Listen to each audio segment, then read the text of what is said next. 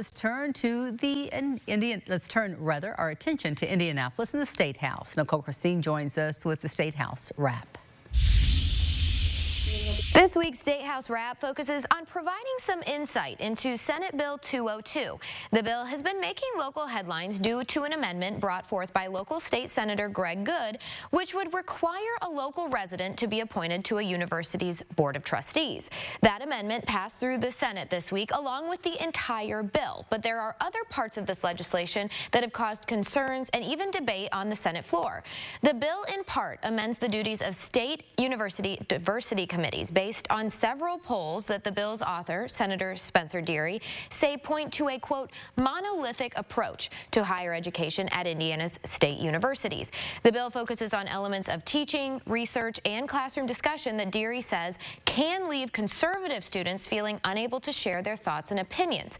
Senator Greg Taylor questioned Deary about the bill earlier this week on the Senate floor, bringing up the fact that the same polls show a level of discomfort for African American students when it comes to feeling their voices heard on campuses. Senator Taylor wanted to know how Deary planned to address that demographic within his legislation. I spoke with Deary after that debate. Here's what he had to say about the intent behind his focus on intellectual diversity versus cultural diversity when writing this bill.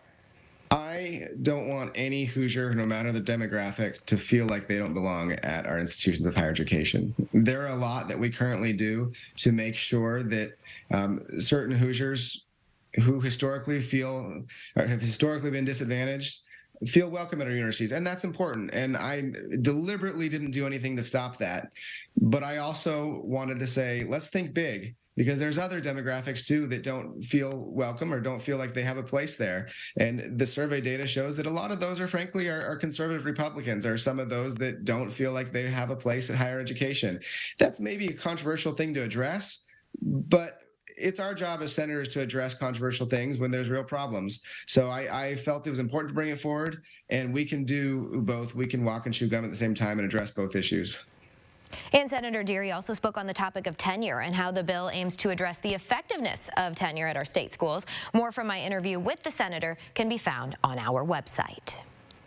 And we are now halfway through the legislative session, meaning many bills have either died in committee or been incorporated into other legislation.